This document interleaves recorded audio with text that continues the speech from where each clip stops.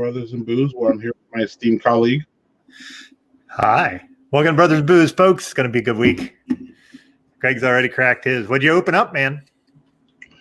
Ghost Brewing, from our friend Daniel Fisher. It's a Kentucky Common, which is kind of like a California Common, but from Kentucky or something. There's a difference, but I'm not going to. I won't bore you with that. So, this is very, very. It's a light, nice lager, and that's what you look for as far as in a common goes. It's fantastic, crisp. I've been getting into lager. So does Daniel Fisher. Shout out to Daniel Fisher for the wonderful beer mail that I received today. He's brilliant. What's going on, Doug? I'm going to start with a beer as well from our friend JHG. Port City Optimal Wit. That's a good one.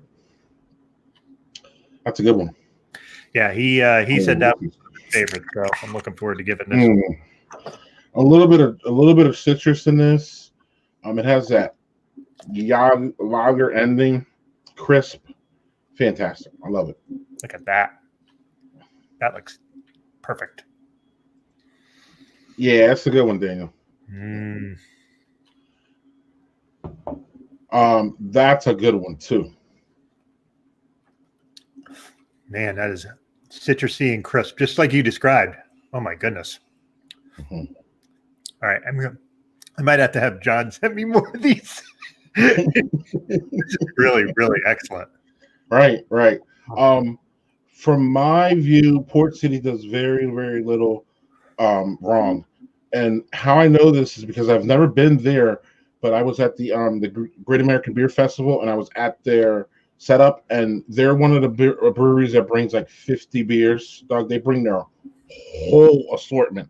And if you know how it is, I mean, anybody who works in a brewery knows how it is to move a couple kegs and even put on like a little display for a beer festival. These motherfuckers bought 50 beer or like their whole line.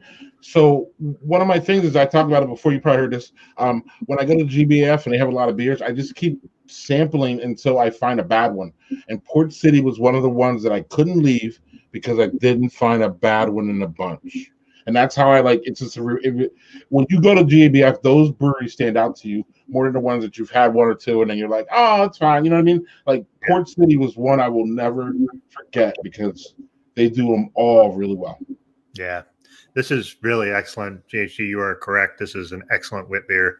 I mean, I just love how crisp it is, and usually get some citrus out of the wits, but this is like really citrus forward for a wit. I really, really enjoy this. This would be an excellent lawnmower beer or shower beer.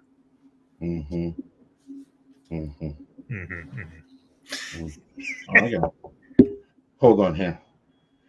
You want to start our intro?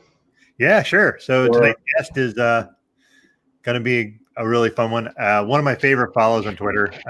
She's friggin' hilarious. She's an author, mom, she's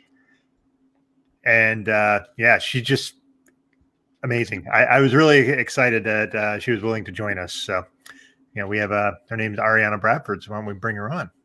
Yes, and she's down for the food shaming too. So we're going to get to that. Awesome. What's up, guys? Hi. How are you doing? No pressure there, Doug, calling me hilarious. We don't know. Hey, I'm not lying. Cheers. What's in the glass? So I feel like kind of a faker here, but I'm not much of a beer person. I'm more of a flavored cider person or a liquor person. So I am actually doing a slow gin fizz this evening.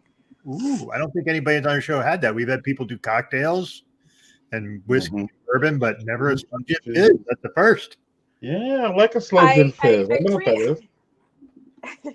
I drink like a boozy housewife is what it is. So, which is basically, I guess, what I am by nature. So, anything that's got like vodka or gin in it is gonna pretty much be my jam. So, my husband is also like an amateur mixologist, so I'm kind of spoiled. I get, Ooh. So I was just like, I need a drink for the show tonight, and he like whipped this up, and I was like, I'm good with this. By the end of the show, everybody else might not be so good with it, but I'm good with it. It's fine.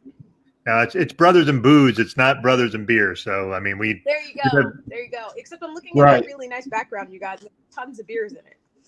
So. Right. And before Doug gets to the first question, I just want to make a comment, just to make you feel at home here. One of the reason the show started was because I'm an aspiring beer expert. I just want to know as much about beer as possible.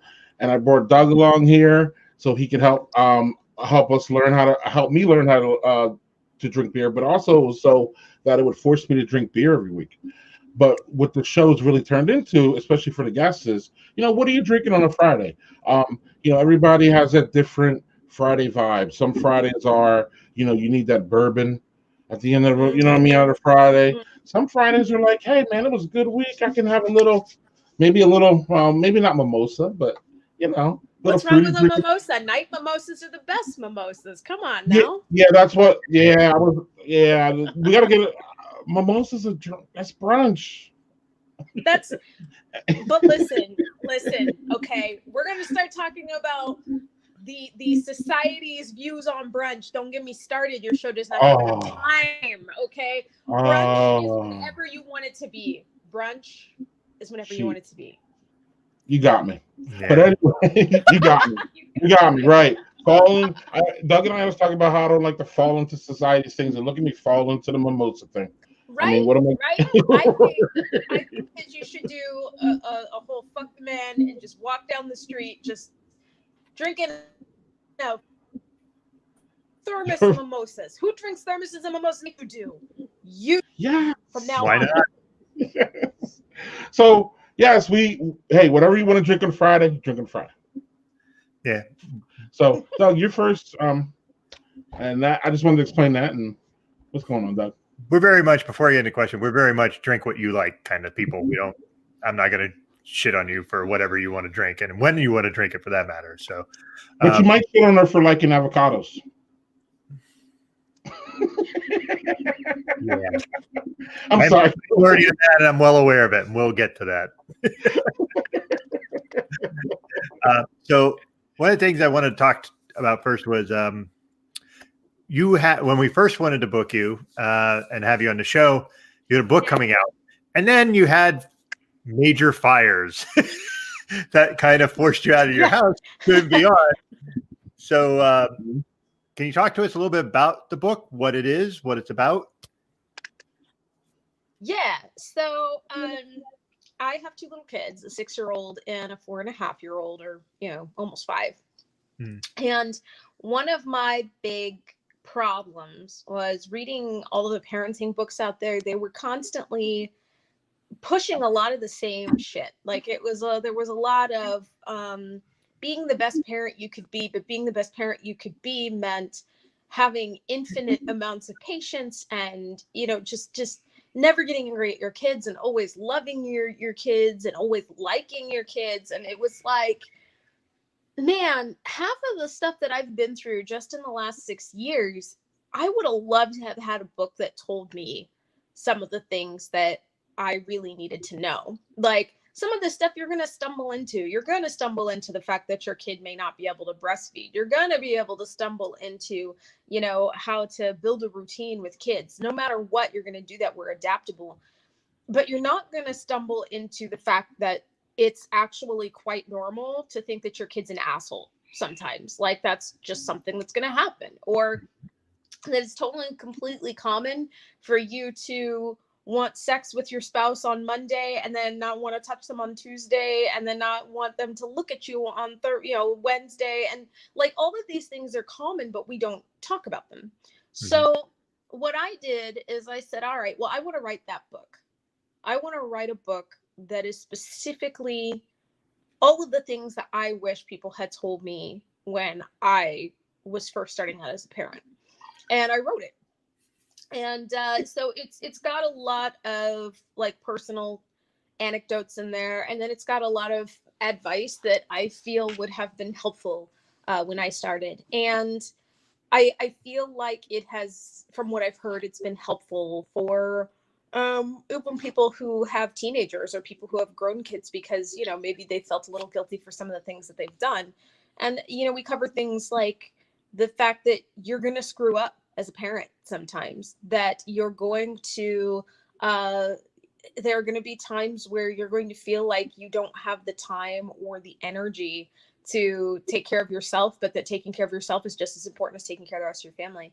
So it's a lot of breaking through the bullshit that we've been fed about what parenthood is, and kind of telling them, at least from my own perspective, what it actually is. And yeah, that's pretty much what it is in a nutshell. I will say that the idea of like parenting norms, yeah, that's a lot of that stuff is. It's left over. It's left over from the era, like especially the 1950s, where for some reason they decided that the ideal family unit was going to be like a white woman and a white dude, sleeping in separate beds, giving everything to their children and nothing to each other, and snorting cocaine through the straws of their Coca-Cola that they would get at the local soda shop, and making sure that the wife had food on the table at the end of the night. Like that's what they taught. And unfortunately, if there's one thing that you learn watching the way that we go as a country, is that we don't know how to really fully form new ideas quickly. Like we don't know how to do that. Like we've gotten better, but we still want to teach moms everywhere, for example, you're going to love your kid the moment that you look at them. And I actually did. But I had friends who were kind of asking me behind the scenes, like, my kid is kind of a fat meatloaf and I don't like him. Is that bad? And I'm like, Fat meatloaf. No, and they had to ask me, like, is that bad? Like, am I a bad parent? Because I actually think my kid's kind of ugly and I don't want to touch him or look at him. He threw up on me. I kind of hate him right now. Is that bad? And I was like, no, that's not like, if someone puked on me, I would be upset. Like, I just think that we have like this unrealistic view of how just because they're tiny and cute, that means they can never be annoying as hell. And that's not true. I love my kids to death. My son annoys the shit out of me on the daily. He annoys me. Just yesterday, no, just this morning, we have been setting an alarm for him, because this boy will get up at like 4:30, 5 o'clock in the morning and be like, why isn't the rest of the house awake? And it's like, because it's still fucking dark outside. Go to sleep. And so I set an alarm for him. Yeah. So I set an alarm for him for 7 o'clock. And I said, you cannot come downstairs to talk to us until it is 7 o'clock, unless something is broken or there's an emergency. He said, okay. And I said, are you sure? And he said, okay. And then I went to bed. And luckily, I had actually woken up a little early. I woke up at like 6:30 this morning, because I hear him calling from upstairs, Mom. And I'm like, are you for real? What? I think the timer's broken. It didn't go off yet. And it's like, bitch, time doesn't work on your side. Like, rules, kid. Like, okay, the time does not, like, it's 7 o'clock happens at 7 o'clock, not when you wake up in the morning. And then I just had to remind myself, I'm like, he's 6 years old. At that age, the world still revolves around you. You are just now starting to realize that maybe you got to be nice to other people for them to like you. So I wound up just telling him, I was like, just stay up there. I promise it's working. And of course, then it went off at 7 and he, jumped into bed and actually accidentally elbowed me in the eye, and we went back to normal. But I'm just saying, like, by nature, kids are annoying as shit. And that's fine, because so are we. Okay, we aren't, like, if you watch just sit and people watch, we are annoying as fuck. Humans are annoying. And we just think we're not. But like 6-year-old to move out. That's Manny. Tell him it's time for him to pull his own weight. Tell him it is time for him to go out and get a job. Right. Okay. My kid needs to get a job, right? Get a job. He's got to go. Ask him, be like, isn't there a coal mine hiring somewhere? Take my kid. No, I guess that's just my point, man. We are allowed to be annoyed with our kids, because being annoyed does not mean you don't love them.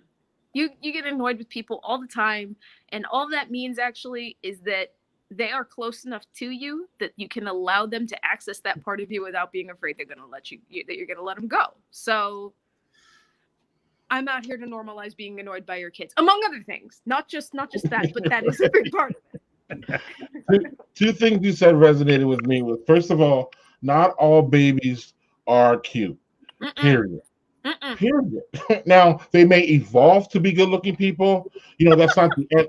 It's not the end destination. I always love to say babies aren't the end destination. That's where they started. You know what I'm saying? So you don't know where that's going to go.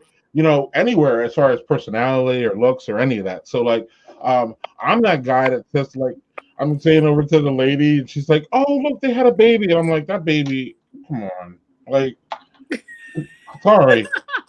And she's like, "Shut up." See, now look, this is Doug, I'm gonna get hate mail for what I'm about to say, right?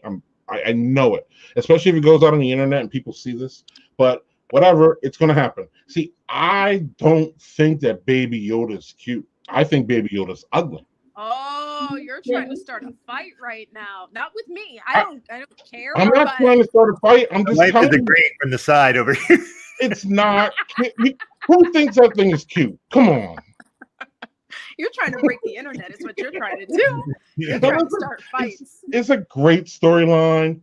I'm sure it's a great story. I've never seen it. I'm a Star Wars fan. I'm not a hater. But again, Baby Yoda, I'm sorry. Oh, wait. I know. I'm starting trouble. Right. Listen. Thank you. He is very ugly. Thank you. Listen, I love babies. I do. I think that they are like the new baby smell. I'm one of those creepy ass people that will sniff your baby. I love babies.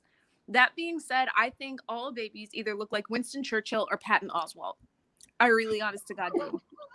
And it looks like Patton Oswalt. That's maybe Patton Oswalt just looks like a baby. I don't know. Okay, I have a new niece. She was born last month. She is adorable. I think she's sweet, but she makes certain faces, and she looks like Patton Oswalt. And that's if you can't admit that, I like my son. I was looking back on pictures of him, and I remember thinking he was the cutest thing. And hormones are a bitch, man. Because now I look at him, and I'm like, you were a weird looking baby. You looked so weird. And he's so cute now that it makes it even worse. It's like if they grow up to be cute, it makes it even more obvious that they kind of look like a Jim Henson character when they were born. You know what I mean? Like, it's like, oh shit, you were a Muppet when you were born. Got it. Hey, didn't they do a whole show called Muppet Babies? So that's perfect. They did. And babies are, which is redundant because babies are by nature Muppet babies. You're welcome, everyone. We just figured it out for you. Go home and spread the word. All babies are Muppet babies. All babies are Muppet babies. I think it's a new show quote. There you go. We never know where the show's going. I just that's part about it. You go everywhere. It is freaking awesome. Baby shaming. That's where we're at. Baby I shamed toddlers before in this show, so yeah. We've shamed toddlers. We've shamed. Yes. So you put that in. You get a business card that says "baby shamer" on it. I love that. Baby shaming. Send us pictures of your babies. We will shame them for you. Before we get to our next beer dog, I have to. This week has been crazy with the Karen videos. I mean, to narrow it down was too much. I was even thinking about starting one at the top and putting one on at the end, dog. There's just so many. But you guys have to see this one. This one is, where are we at here? Okay, so here we go. Boy. Your boy talk to my grandson like that. Get up, kick your ass.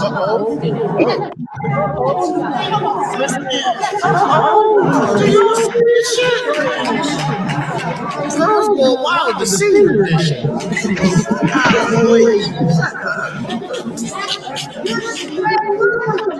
She never said anything after that fucking note. She never said another word. She started that shit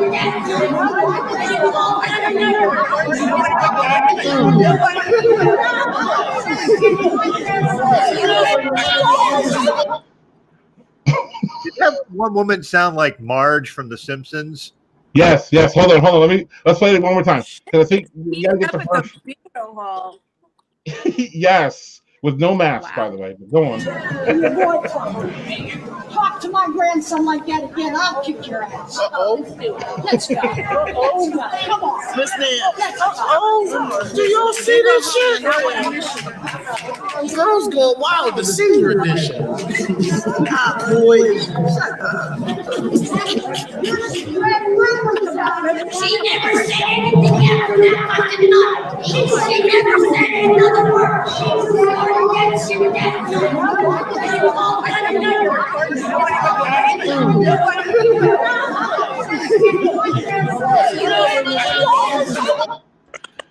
You can't even play bingo now. What they were even arguing about? What were they arguing about? It all started with, "I'll kick your ass if you say something to about my grandson." So apparently there was some dirt before the video started, and they were talking trash on the lady's grandson, and she had enough. I bet that lady. Well, then I'm gonna be that person, and I'm gonna pick a side, and I am on Granny's side because you don't fuck with someone's grandchild. Okay, I don't care if he's like stealing copper wire out of walls from meth. You don't make fun of someone's grandchild. I hope that she uses that hump to beat that lady over the head so that she learns not to talk shit about someone's grandchild again. That is messed up. That is messed up. That is messed up. But the other lady who I think Doug says to sound like Marge Simpson, she disputes that claim though. She said that she never said anything, and you're the one that was starting the shit. So it's. I don't know. Listen. I put in my bid. Okay, I already said whose side I'm not changing it. You can't make me change it. I don't know what actually happened. They both could just be imagining shit. Who knows? Right. But you can't, like, Doug and I have been looking at these videos, and it's funny because I'm like, you can't do anything during the pandemic now because you can't even go to play bingo because at some point, and I don't even know, like that. Doug and I, another thing we go back and forth on whether this happened during the pandemic or they just bringing up old videos. You know what I mean, and recycling. Right. So to me, was that during the pandemic? Because I didn't see any masks. It didn't seem like anybody really gave a shit about keeping distance. So I don't know, because again, people at this point in the pandemic don't even care. In my personal opinion, a lot of people are like, whatever, and like, so they'll go to play bingo, they'll go to church, and know how people over Thanksgiving. So you guys do you think it was pandemic or? I think it's an old video. Video. Yeah. Like it's in like a usually even if you're in like a public space, there's always some people that will be wearing masks, even if it's and there were like no masks. So I think that this was in the before time. In the before times. Another thing with the Karen videos, they never go long enough for me, Arianna. The Karen videos they always cut off at a point where I'm like, they do. They always cut off way too early. I want to see some, especially when they're like getting all up in the person's face who's doing the video. I'm always hoping someone's gonna kick someone's ass and the video goes out before then. And I'm just like, listen, I need a justice boner before you can hang up your phone. So if you went this far taking a video, could you please at least cock back and punch the other person in the face? That's all I ask. And they never do. And it's so, but that was I've never seen grannies going wild before like that. That's crazy. That was the best comment I think I've ever heard. A justice boner. I've never heard that before, and that will now be included in my lexicon from here on out. That is great. You're welcome. I'm glad that I can add for to sure. people's vocabulary. On that note, I'm going to bust open another one. Doug, or you want to? I got one as well. That's a really good sign. That's a really good time to start another one. Yeah. I'm going with Bell's Christmas Scotch Ale. Michigan's own. Pretty, I think it's pretty well known Christmas ale. Really very good. All right. You know me and Scotch Ale, so I'm already happy. Yeah, so Scotch Ale with some Christmas mix in there. So Yeah. right after Doug talks about his beer, Arianna, I'm gonna kind of set you up here. What kind of a drinker are you? We have a cocktail tonight, but normally, before, let's just act like we're not in the pandemic, and you and your man go out for drinks, and you got a babysitter, and you're having a date night. What is your Oh boy, what is that like? optimal? Yeah, what are you drinking? Am I answering that now? Doug's taking a little while, so why not? Yeah, go ahead. Okay. Usually, if it is colorful and it tastes like something you would put in a hummingbird feeder, I'm gonna eat it. I'm gonna drink it. That's basically the best way to think about it. I like super sweet. The sweeter, the better. Most times, and it's usually like, honestly, my drinking. I shouldn't say my drinking habits haven't changed, because sometimes there's a noon mimosa in there for me, because I'm homeschooling kids and I can't. I got to get through it somehow. But otherwise, it really hasn't changed much in that I'm usually a very like vodka gin. I'll do wine a lot. If I do anything that is beer-like, it's usually a cider. As a matter of fact, Portland Cider Company has a lot of ciders I like. They have a Concord grape cider that is amazing, but of course it's seasonal, and that makes me sad, because I feel like we're just always in one season. Like I don't know. I know we're in winter right now, but I feel like it's just been one season this whole year. So I don't even know if they released it this year. But usually I'm a fan of fruity ciders, very sweet drinks, which I know I don't come off as. Like, I think a lot of people meet me and they're like, "That's a woman that likes a whiskey and a cigar," and I don't. I actually whiskey gives me migraines, actually, so I don't do the whiskey. So I know that that's not really how I appear, but I do definitely like the very girly stuff, the traditionally girly stuff. Gotcha. Doug, what's in your glass now? So that old Scotch Ale, Christmas Scotch Ale, got all the Scotch Ale, and then it has just a little bit of those Christmas spices, a little bit of nutmeg. It's good because it's not like, I'm not a big fan of putting a whole bunch of nutmeg and spices in Christmas beers. I mean, that's kind of the style, but I like it to be a little bit less pronounced. And, this is really good because it's got all the Scotch Ale, which I love, and then just a little bit of the spice hint. So nice little refreshing Scotch Ale. Yeah, and I got this wonderful fruity Suarez Family Brewery from, again, Daniel Fisher. It's a juicy pale, really citrusy, really nice, sweet, but then nice little hot bite finish. Really nice. What's that? You stumbled those words a little there. Yeah, well, and I'm not going to stumble these words. Now it's time for our sponsor. That would be So now you get to speak about whatever you'd like. Whatever I'd like. Yeah. Yeah. Lord. You can promote yourself, or you can just talk about justice boners for 5 minutes. That's fine. Justice boners. Let's do a literary. I've been drinking for too long. Anyway, so we've already talked about my book. We've already talked about parenting.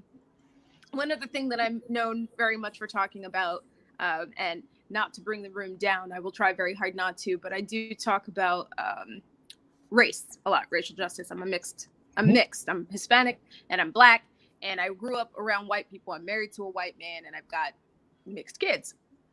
And, this whole year has been very interesting in kind of uncovering what life is like for people of color in this country. And so all I'm going to do, because I know there are some people in this audience who probably just like stiffened up and they're like, fuck, this is that kind of show. And I'm going to say, no, it's not. I'm not going to freak you out, because this is the kind of thing that you definitely don't want to talk about while you're drunk anyway. But all I'm going to tell you is that I think that you would benefit from listening to other people's stories. That's all I'm going to say. I'm actually probably one of the more privileged people. I live in the suburbs. Like I said, I'm kind of, in a way, it's gross, but I'm protected being married to a white man in a lot of situations. I still want to listen to what other people are going through. And that's the only way that we're going to get better out there, is by realizing that not everything that happens to us is the truth. It's not everything that doesn't happen to us doesn't actually happen out there. Sometimes there are going to be things that we don't go through that other people do. So that's all I'm going to ask. And this is a great forum for it. I don't know about that. Have you ever had a conversation about race with a bunch of drunk people? I don't know. It's a lot of yelling. People stop being friends. Not here, though. That's the thing. We've had some really, really political stuff and talk a lot about race relations, things like that.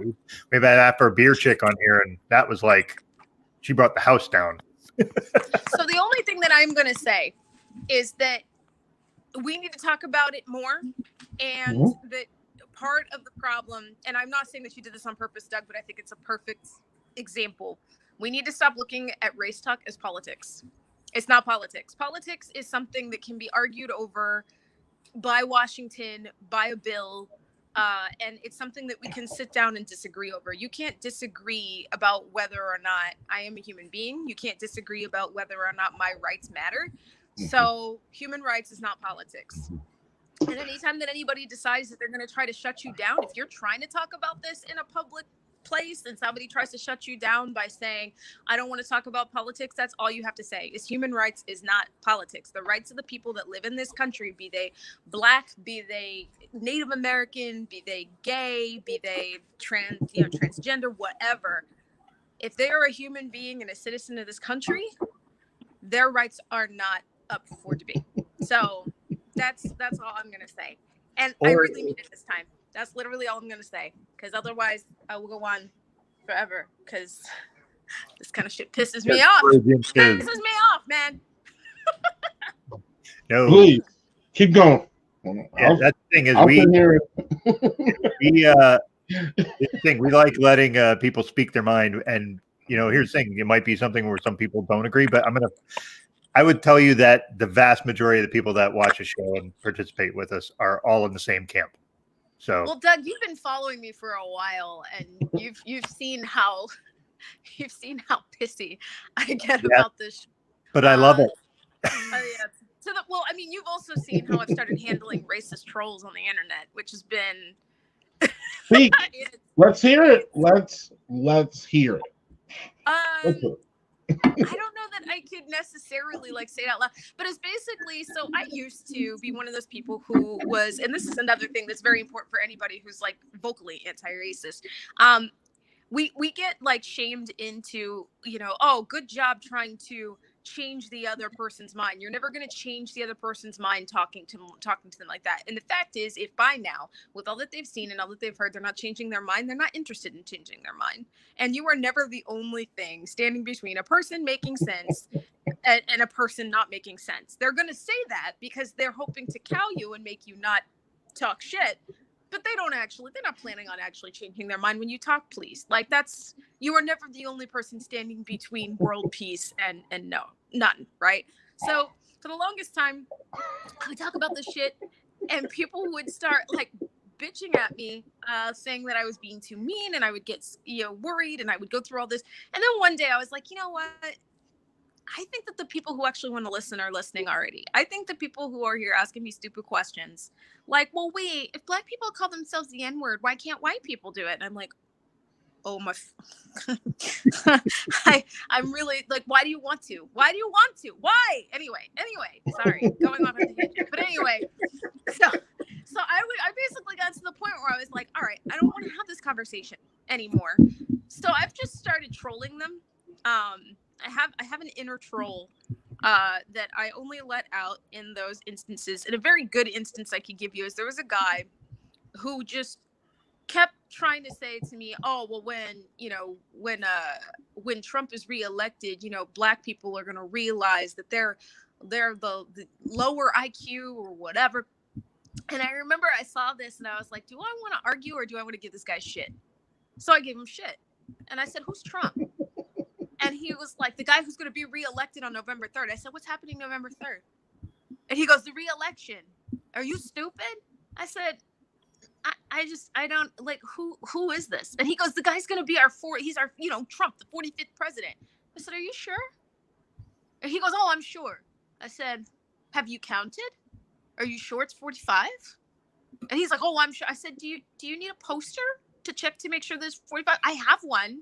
You can check. It stops at Obama, though. But you could go ahead and write in Trump if you want. And he started calling me names and telling me that black people, like, needed more schooling. And I just kept going, listen, I can't trust anything you say until you count the presidents, because I don't believe you until it's 45. So then he started saying something about how I was going to cry on November 3rd and how he was like, I'll have a tissue box for you. And I said, just one?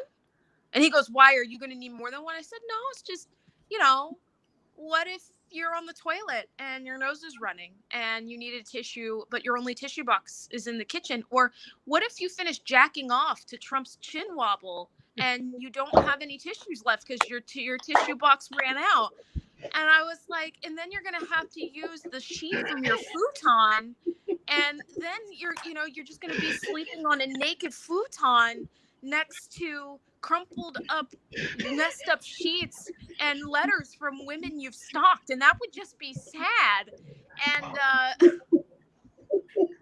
needless to say, he never responded. So, it's just stuff like that, where I've just basically kind of gotten to the point where I no longer bother. I had another one that was clearly a Russian bot, and she didn't like the comments that I made. So she was calling me and my friends stupid. And the thing is, I'm petty as shit, and I also have this much of a fuse. And she commented 7 times. I went to go into the first one and there was another one. And then I went to go into that one and there was another one. And I got really annoyed. And it was 10:30 at night. So I decided I was going to comment on her comments 12 times because I'm an adult and that's what I do. I have to ask, because I actually might be able to read it to you. Am I able to leave the screen? Will it still record me? There's a bottom part where you can see stop cam, and you can stop cam for a minute if you need to. Mm-hmm. Okay. So there's the cam. I'm going to do something real quick. Can you still hear me? Yeah, that's fine. We can go and do stuff while you're doing your thing. I'm still recovering from what you said. All right. I'm gonna find it because I do feel that this needs to be read. So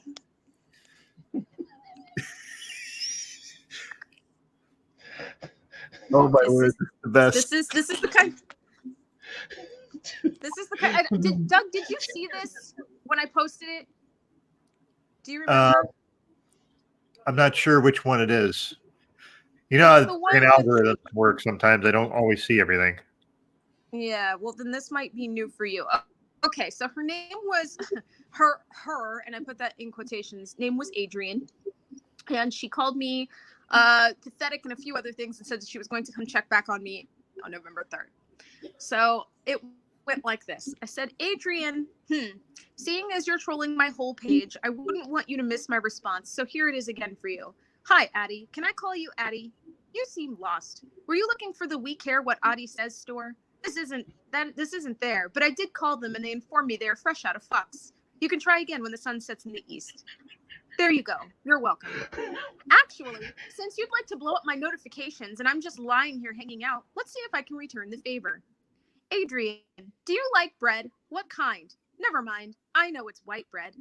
See, I believe that white bread makes the best grilled cheese sandwiches, but wheat's okay too. None of that 9-grain shit, though. I have standards. Adrian, I was walking past this family of elk once and they stopped to look at me and it was super cool, but then it made me think of Bambi. And I got so mad because that's literally the worst Disney movie and my kids won't stop asking for it. Do you have kids, Addie? Never mind. I'm sure you don't. Something would have to get past the angry spider parked at the entrance of your vagina, and that's probably really hard. That and your personality is super cringy. Addie. Hi, Addie. Me again. So I was looking at your page and I figured out that you're clearly a Russian bot. What's it like in Russia? I bet the vodka is delicious. All we have is this $5 shit, and I'm sad about it. If I promise to vote for Trump or whatever, will you send me some of your vodka? I won't vote for him, but I don't mind saying it if I'll get some of the real potato drink. Adrian. Oh my God, I'm so sorry. Do y'all call it potato drink? Was that racist? I mean, you're not real anyway, but I guess what I saw could be construed as racist. Even to a Russian bot. I don't know. Can you ask your bear on a unicycle what it thinks? Adrian. Oh my god, I did it again. But seriously, what's your bear's name? Is it Boris? I bet it's Boris. Adrian. Addie, girlfriend, it's been such a long time. What have you been up to? Blowing up some more people's notifications unnecessarily? Cool. So listen, I need a movie recommendation, and it needs to be about a rancid Russian bot who fucks with the wrong petty woman. But it can't be called Adrian, okay? I've seen that one. And go. Adrian. Hi, Addie, me again. What's the girl's name whose face you stole for your profile photo? She looks like a Heather or a Kate. Maybe a Jessica. Probably majors in sociology and plays a little guitar on the weekends. Has one boyfriend who she sees. His name is probably Dylan. Anyway, I feel bad for her because you're pretending to be her. Though maybe she's racist too. In which case, I guess you both can choke eating your own assholes. Adrian. Dear Addie, it has been many days since the war. Ma says that if you don't answer back, we may have to feast on your people skills, and no one here is ready to starve to death. Please hurry back from Russia with potato juice and a signed photo of Putin. In the name of Gettysburg, me. Adrian Hecate, don't forget to call your grandmama. She's probably worried sick. And your grandpapa. Adrian, grandmama, you'll say, spraying Russian bot oil everywhere. I found a black woman to talk shit to on the internet. I called her dumb and quoted the formula for table salt, grandmama. Truly, you must be proud of me now. But grandmama does not answer. She never answers, because she's a plastic skeleton at the Goodwill, and you were a figment of my imagination the whole time. Adrian, boy, wouldn't that be great? Then I could give you wings, or, I don't know, make you suck less. Adrian, Addie, I just saw that you have 14 friends, even though you've been here for 4 years, and like 3 of them are at least Russian bots. And I just want to know what the fuck. I thought we had something special, Addie. I thought I was special. We're fighting now. I'm so hurt. Adrian, okay, I forgive you. Just don't do it again. The end. Oh, that was awesome. So that's kind of just, that's what I do now.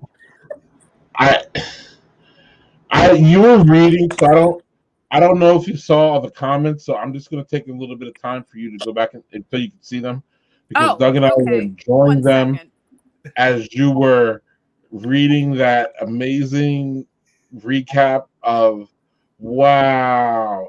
So Doug, remember we talked with Afro Beer Chick and Aaron Govea specifically. Remember we talked to them about trolling and how they deal with the trolls, but we haven't really gotten any. They've had some epic battles. We've seen them live, but we've really never heard like a read back like that. That was And usually their responses are more on the aggressive side as opposed to the humorous side, and just the shit you drop in there. And this is why I was like, you're not going to find a more funny person on Twitter. This is passive aggressive is what I felt out of all of that. I know it's great. Right. Don't get it wrong. There's a little aggression there, but it's so passive and like, wow. So trolling is an art. I believe that was Manny. Our buddy Jeffrey is just having a good old time.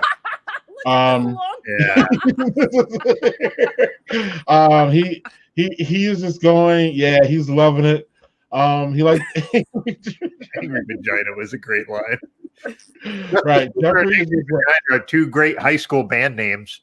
Yes. Everybody's loving Angry Spider Vagina. I would go for that. Yes. You're amazing. I like her. I need to make this into a movie. Jeffrey is having too much fun. Read that Really JHG epic. It's like a mazel monologue. And I'm going to tell you, Greg. Can I just say that story tattooed on me? You better have a lot of free space on your body because that was long. Right, girl, hollering. Eloquent at a graduate level. I like that. Yes. And you will see stuff like this from her. You will see stuff like this from her all the time, and it's fucking amazing to watch. Just like, and then you'll see the responses, and you're like, those people don't even understand her getting the shit kicked out of them. Right, Doug, and what actually Adriana, tell us your what is your Twitter handle? It is the Ari Bradford. So ARI Bradford, the Ari Bradford.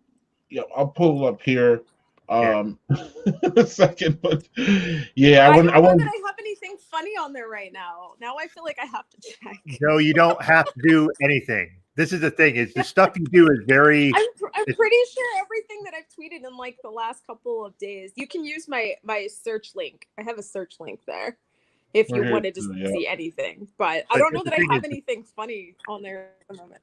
Oh, you know what's funny is the video you did about when you were selling stuff because you and your husband are moving and you were selling stuff, and then people were like, and you were like doing the video where it was like you talking to somebody else, but you were doing the other person. Well, when you do this, and it was like just exactly the kind of exchange every time you try to sell something on Facebook Marketplace. It's the worst. It's the legit Oh, it's worst. so bad. I had a woman who wanted to buy drawers from us, and that was basically the exact conversation we had. I saw that you liked the one about the show. Yeah. Yeah. Of course.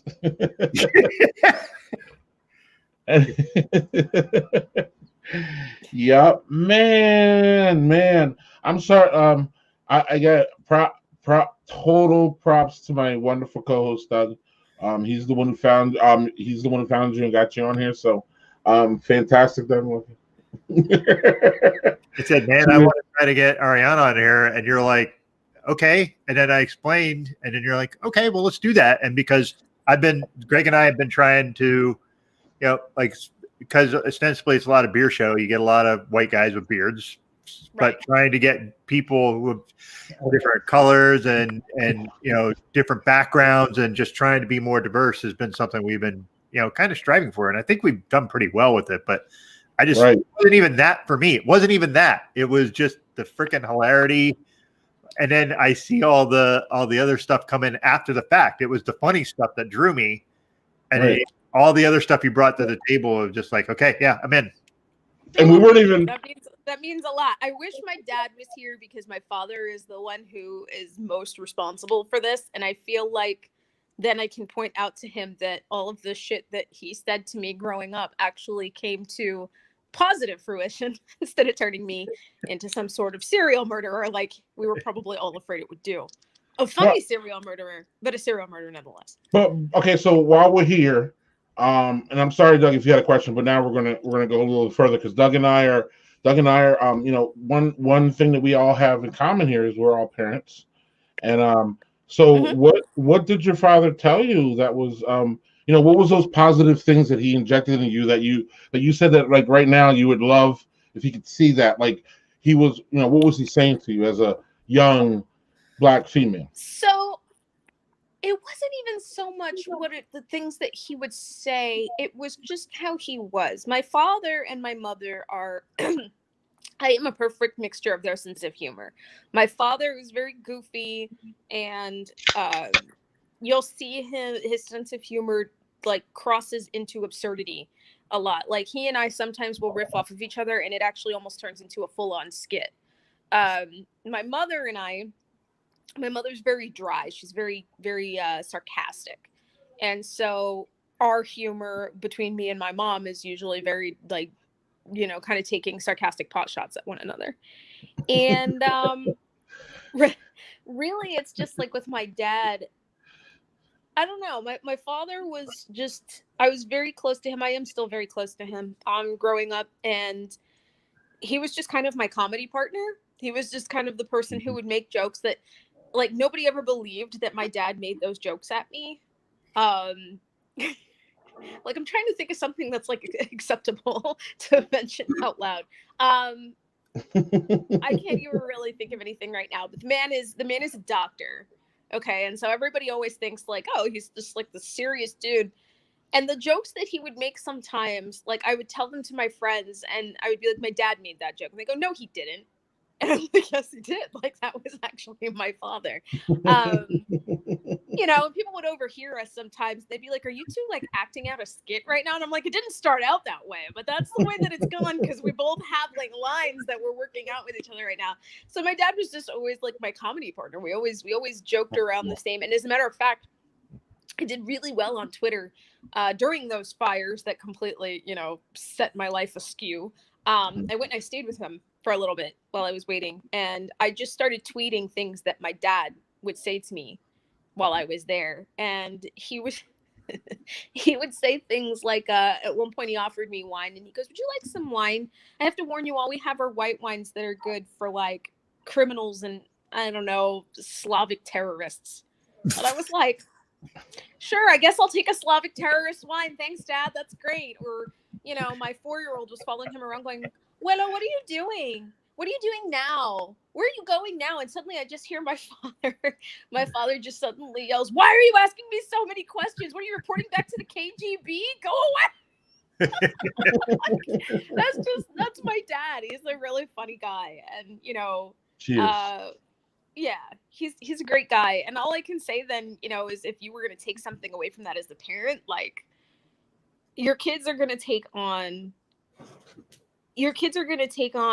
your sense of humor, and they're going to take on, you know, your ideals, and you're never going to be their only influence, but you're going to be, especially when it comes to senses of humor, you're their first influence. And so what they're going to find funny and the way that they're going to put that out into the world it's dependent on you. It's very highly dependent on you. My kids are already, my son, unfortunately, he's almost as much of a troll as I am already at 6 years old, like constantly just doing shit to irritate people and then laughing about it when he notices that you're annoyed.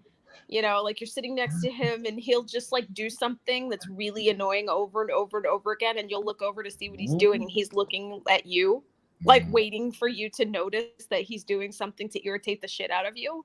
You know, so and right now it's annoying, but someday that boy is going to be on stage and he's going to be hilarious. So I'm going to hold on for that, because I can't wait to be up front at one of this boy's shows, like cracking up at the shit that he's doing, because he's legitimately funny.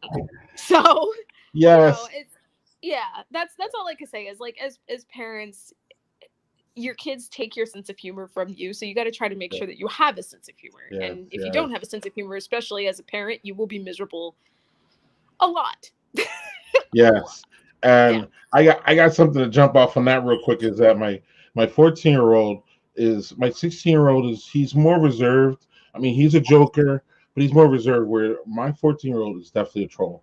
And he tells us so by, when we say, hey, do you remember, I always say, do you remember when you used to yell Milky at me and then throw your bottle at me at high speeds, and then I was supposed to just give you milk? And he's like, no. And I used to be like, no. So then one day he was like, yeah, and he just started laughing. And me and the lady looked at each other like, and you're getting some enjoyment out of knowing that you trolled. Okay. I noticed that. Right. So there is a level, like when they get to be teenagers, they'll start to enjoy that they trolled you. Which means that I'm already screwed, because my child is not even close to a teenager yet, and he already greatly enjoys irritating me. Am I screwed? Am I screwed right now? Yeah. I don't like this at all. This is bad. Yes. You just gave me bad news. I don't like this at all. Yeah, I'm gonna be sending him to somebody's house. We'll be like, you come back when you're 18. I mean, you'll be drinking more slow Jim Fizzes is what you'll be doing. Right. So what I said to them was like, so when I call you guys bitches, that's cool, right? Like, because now you're trolling me. They're like, it's funny. Then my youngest is like, yeah, that's cool. We'll just call Child Protective Services, and that's all good. And I'm like, oh, okay, cool. Well, you know what, motherfucker? I'll call Adult Protective Services. You know what that is? And he's like, no. And I'm like, yeah, it's to protect adults from you. I wish that existed. I'd be on their hotline all the time. Right. So my point is, when they get to be teenagers, Arianna, it changes a little bit, because again, they know these words and all that stuff. So that you can start trolling them back. Is that Yeah, I think interested to see what this. and you Yeah, I'm don't interested to see feel what as bad that's trolling them back. right. I'm interested to see what that's like because I actually taught high school for a while, Uh-huh. and I dug it. I really did. Like I know a lot of people are like, "Oh, teenagers suck," but no, like you can be sarcastic with teenagers and they get it, right? Like they understand you're being sarcastic. Like, Right. you know, if they're like, Right. you know, what happens if I don't turn in this paper? And you're like, I don't know, maybe I'll dump you down the trash chute. They think that's funny. But when they're like 6 and you say that, they start crying. You're like, what? So, but that's other Right. people's teenagers. So I'm interested to see what mine will be like. So that's not a good. So do mine, CJ. Mine too. Your kids are the exact same age of mine, except switched, and they are exactly that way. My son, to give you an idea of what a troll this child is, he has a game that he really likes. It's called Code Spark. For any parents out there, it's actually a great game to teach kids how to code. And he figured out how to code this really annoying noise that he recorded. It was like, he figured out how to code it so that it went on indefinitely. And he's sitting on the couch in front of me and I'm reading something and he just pushes the button. And so at first I didn't hear it because I'm really good at like ignoring a lot of shit. So at first I'm reading and then it starts to just kind of trickle into my and I look down and I'm like, where is that coming from? And I look over and my son's just like looking at me with like this smile on his face. He's like, is it annoying, Mom? I was like, yes, turn it off. And instead of turning it off, he picks it up and he runs across the house so that I would have to get off my ass, which I did not want to do, to go chase him down to stop this stupid noise. So my house is just echoing with that. I was like, you little shit. I swear to God. Just be glad he didn't figure out. My hands on you. Just be glad he didn't figure out a way to put it into some like thing in your house that like broadcasts it across your house. Mm-hmm. Don't give him any ideas, Doug. Don't give my son any ideas, please. He doesn't need them. So while you were talking, I had opened up, Doug, just so you know, Behold True Sorrow. Ooh, that is a great name. It's a Big Alice. I know Big Alice. I've had their beer. They're good stuff. There you go. Schwartz beer. Ooh. Daniel those. So, yeah. Not too Schwartzy. Meaning Schwartz beer is like it's a little roasty, kind of bacony. Arianna, this one some of these Schwartz beers are like really really roasty, where they would like pair really well with like ribs or something. This one doesn't have that much roast, but it's a light. Look at that! Look how dark it is. It's a light drinker for dark beer. Very light, very nice. People usually associate dark beers with quote heavy mouthfeel and heavy ABV, but this one I'm not sure what the ABV is, but this is a nice low ABV, nice drinker. This would be great in the spring, man. Believe it or not. Yeah, but it's not like an Irish stout, like a dry Irish stout, where it's like really low ABV, but that drink's really smooth. You know what I mean? Yep. Less mouthfeel though than that. You know what I mean? More lagery, but yeah. So that was great.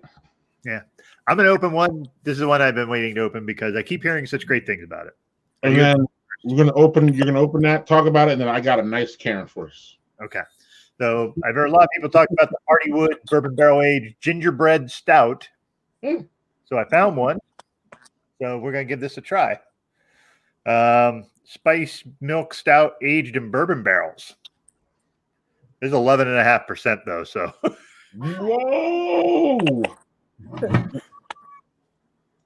whoa,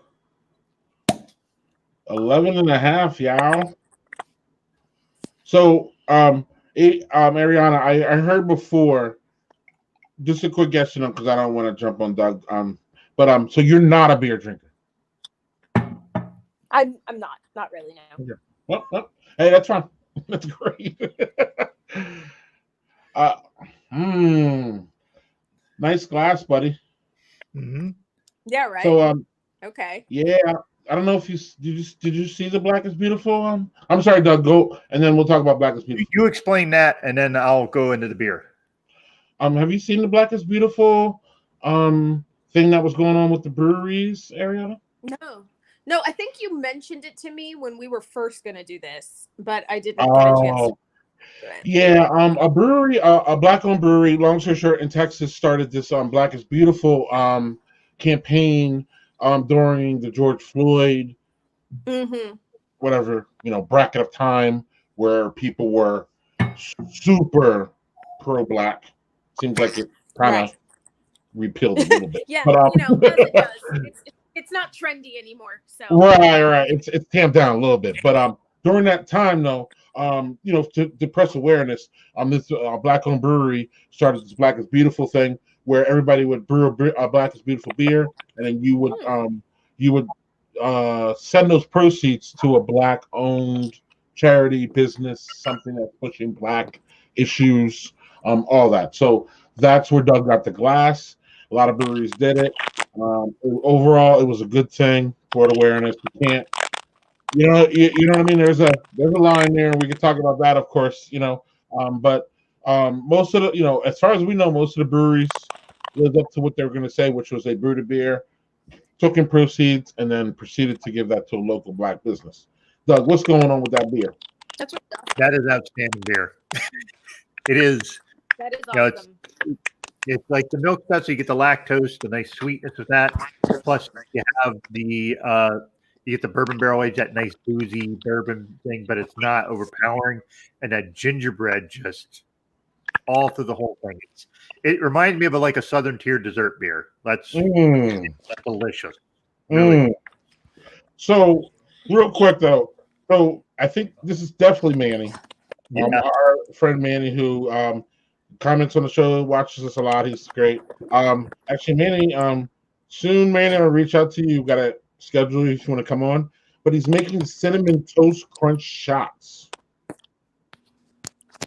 He's a big cereal guy, though. Like he does. Yeah, but okay, so the cinnamon, I'm assuming, is what? Goldschlager or what? Cinnamon schnapps or something, right? I would think. Right. But what is a cinnamon toast crunch? Manny, hook us up. What's that? Yeah, what is it? Give us a little That more. sounds delicious. It does sound delicious, right? And then this brewery that I had, vodka and cinnamon toast crunch piece. Guys, I would like to introduce you to Madam Jennifer. She won't leave me alone. Say hi, Jennifer. Now she ain't gonna look at the camera. Jennifer, can I ask? Yeah, now I'm gonna say she doesn't want Jennifer to is look. Jennifer is a Before Witcher she would leave me reference. alone. Now she's like, it is. That is true. She is named after, except that really, if I could go back in time, I don't think I'd name her Jennifer because she's kind of a dumbass. But before I knew that, the name fit. By the way, we have 2 black cats in our house, and they are Suki and Yoda. And I kid you not. Oh, I love it. Black cats are the best. Not baby Yoda though. No, Suki and Not bad. Yeah, because we Puma. Not ugly. Apparently, I had too much beer. Yoda's the Tory. Yoda's our Tory cat. So rum chata and Fireball. Fireball. Damn. You go So hard. then we have another one here too, which is Goldschlager, Fireball, or rum chata. Yeah. So we have that. You people are trying to get me like puke drunk. What is up with that? Right. Shit. Hey, Last time I threw up being drunk, I don't throw up, right? Like I'm not a puker at all, but the last time that I threw up drunk, actually only time in my life, was Fireball. Fireball made it happen. So I am not a Fireball fan. So now, as a matter of fact, if I smell something that's too like strong in the cinnamon, it makes me think of Fireball, and I'm like, no, that's okay. Thanks, though. It's like in the same realm of like Rumplemints and yes, Rumplemints, gross. Rumplemints. I don't care what you put Gross. Rumplemints in. I really don't. Rumplemints never taste good. Nope. Never. So actually, the picture kind of gives it away, unfortunately. The shirt and the hat are like set it off. No. Oh, are you ready for this? You're ready for this. I protest face coverings. I am a healthy American. I used to be free. I am not a terrorist. I am not Antifa. I am not a sex slave that wears masks. What? I am not a masochism and bondage. I am not a burglar. I am not a pandering politician like we see here, and here, and here, and here. I am a proud Trump Republican, yearning to be free again. Who are you? Victim or victor? Oh, wow. She really thinks she did something.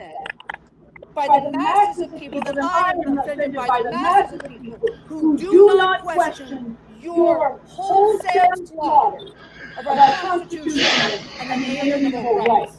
Shame on all of you. Let liberty ring.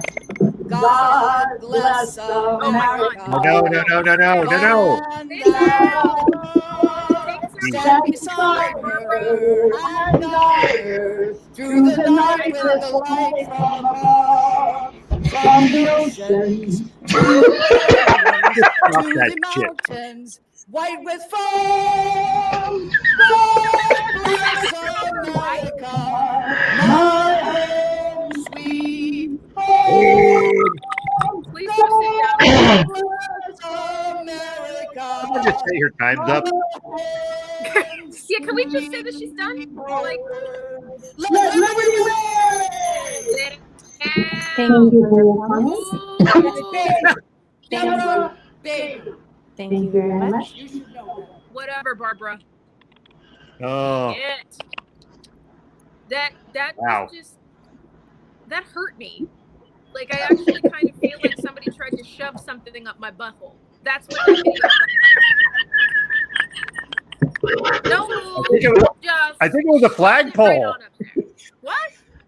I think it was a flagpole they were trying to shove. Somebody tried to stick a Take this flagpole nationalism. up my ass, and I did not consent to that, Barbara. I did not consent. I am not a sadomasochist. I am not a surgeon. Right. I don't believe in germs. We know you're not a surgeon. Right. I think we knew you weren't a surgeon. I was gonna say if she was a sadomasochist, she'd be a lot cooler.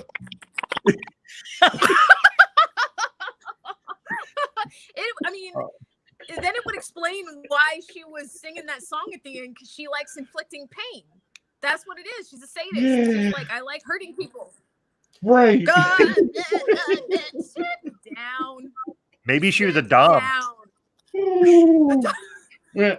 And I'm not even. I guess I'm trying to talk about it because I'm bringing it up. But like, yeah, that whole Giuliani thing with that drunk woman screaming. Yes. Remember you? I mean, it was just. Then we find out he had the COVID, and he was literally, what is it? Detroit, crop dusting those people. He was farting.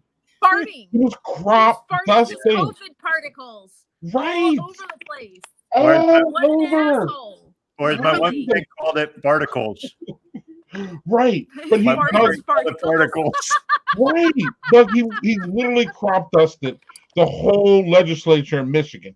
He crop dusted them. He was farting like he farted like 4 times. Like, and they say, I don't know if you know, they say COVID can come through your farts. Yeah. So, like, I have a question. Do you think that that's going to make the history books? Like, do you think that kids years from now are going to be reading about how Giuliani farted COVID? I hope that's in books. I really hope that's in books.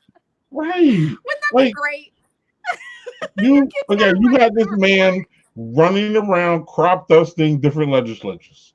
This is what happened. Just, he probably on his own like infected a few hundred people.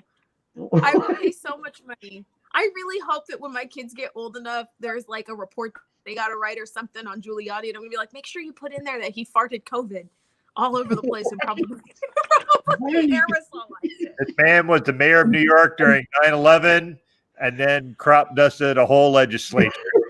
Oh, how the mighty fall. It was in a Borat film. What the fuck was for a Borat film? Doug, it was literally the first thing I said. Doug, it was literally the first thing I said because the lady's the only one who knows, and the reason is because she's like, "Hey, you saw?" She's like, "Oh," she was the first one to tell me that Rudy had the COVID. And I was like, "Oh, you saw Rudy had the COVID?"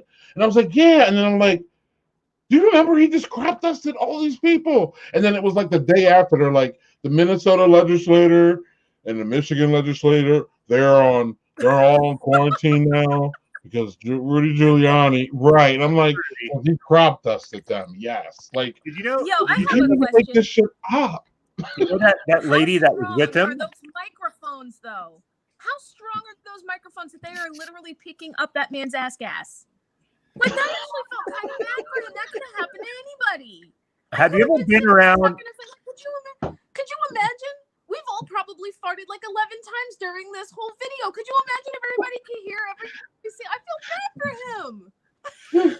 You know, you've been around old people, and those old people don't give a shit if they fart. They're like, yeah, brrr. You're just like, okay. I don't think the microphones were that strong. I think he's just dropping bombs and not giving a shit. I do think older people stop giving a shit about covering it up after a certain point.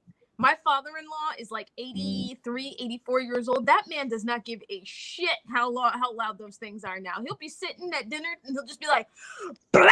And then we'll just go right back to eating, and everybody's just like, do we say something? Does he know what happened? Like, I just think yeah. Arianna, you're right though, because if you remember, man, I wish I could pull it up. I wish I had it. But if you remember, Rudy just kept talking. Like he farted, he's just like normally people would be like, "Oh shit, sorry." Like I didn't, you know what I mean? There'd be a little self-awareness there. There was no self-awareness. Yeah.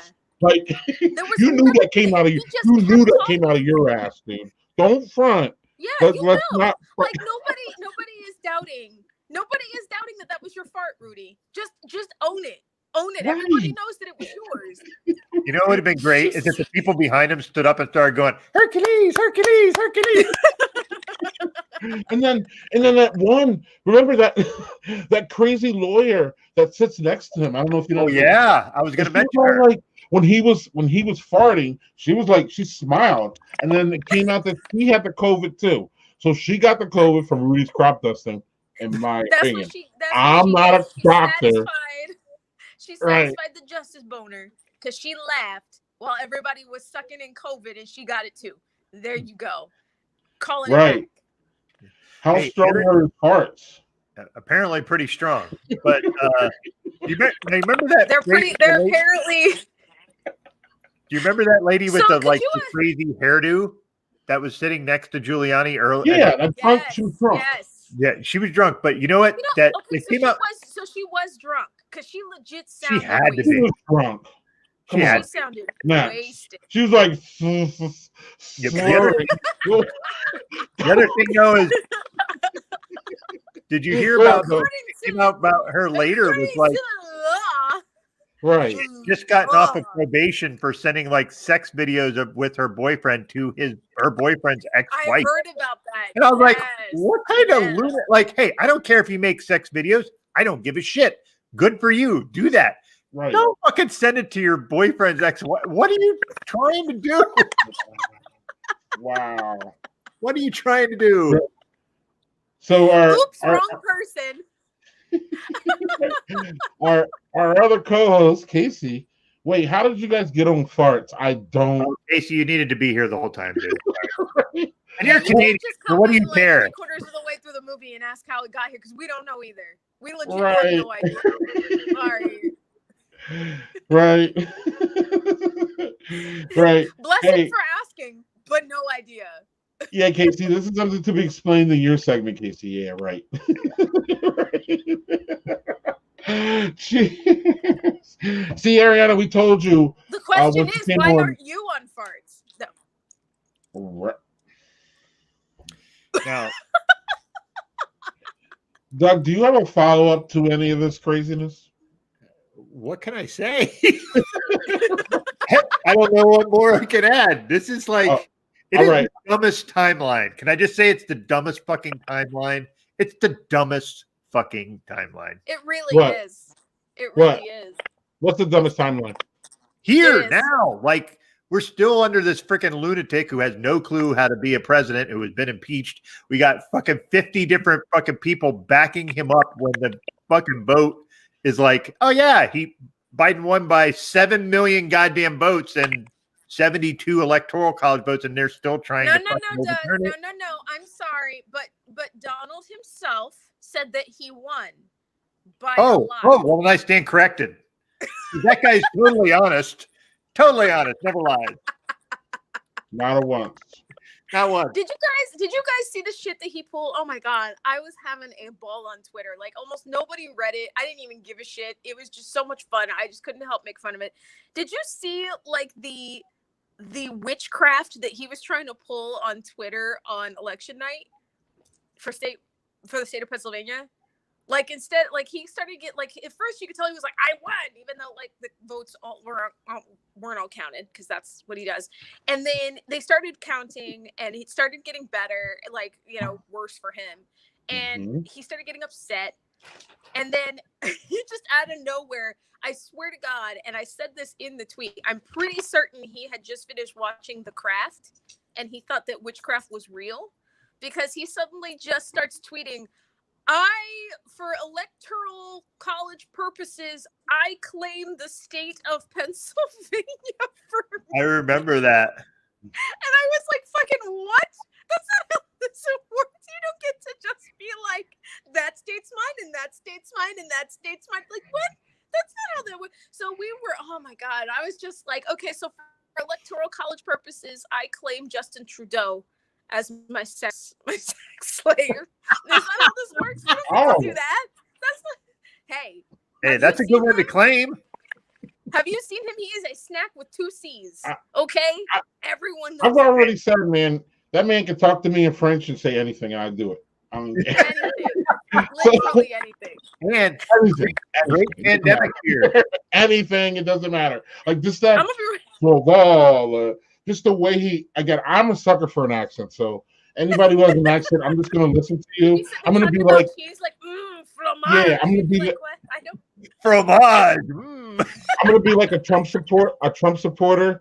I'm an accent supporter. So like a Trump supporter just listens to him and does whatever he does. Like if you have an accent, you can just like. You can like do my joystick. You can just move me around. I just love a good accent. There's something about. That was a great comment, Greg. Joystick. Exactly. I'm sorry. Like that's if that worked, man, my dog would be one of a hero. It doesn't work that way. So let's stop with that. I can't even like I'd be out there just being like I'd go up to Trevor Noah's house and knock on his door and be like, I claim you for electoral college purposes. He'd be like, what? They'd be like, yeah, that's how that works. Apparently, we can just claim shit now. As a matter of fact, you guys, I claim this show. The show's mine now for electoral college purposes. Just so you know. I think people would be pretty happy if you claim this show. Yes. Yeah. I wouldn't know what to do with it. They change their minds real fast. In fact, we need a female co-host. We have Black people, we have white people, we have international, we have Casey. So we just need a female to round it all out. Yeah. And we could have Casey as our male Black Canadian proponent, and we have Tiffany as our white female co-host, Arianna as our Black female American. Yes. And we have Greg as a Black male American. Yes. The token white dude. Yes. Because I'm not token. I'm a white dude. I get fucking everything I fucking. Wait. Is Casey getting fired? I'm getting fired. Y'all, I was just reading the chats and people are yelling at me for saying I want Justin Trudeau. They're like, you can't have Justin. So I have been. The kibosh has been had on me. I can't have Justin. Apparently, it's been done. Casey, our wonderful co-host, he subs for us whenever we need it. But since we're in a pandemic and we don't go anywhere, we don't really need him. But he's around.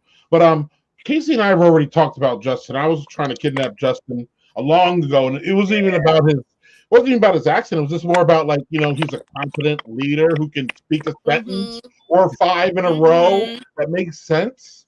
So like, like that's Listen, we were at a point, Arianna. Canada has replacements. They got Ryan Reynolds. Take Ryan Reynolds, let him run your country, and we'll take Justin Trudeau. We clearly need the help. Okay, you can have it run by Deadpool, and you'll be fine. Deadpool and Jim Carrey.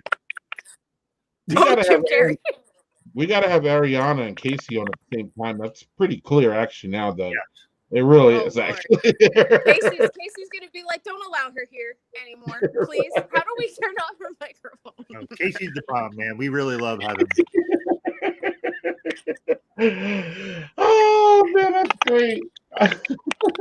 Yeah.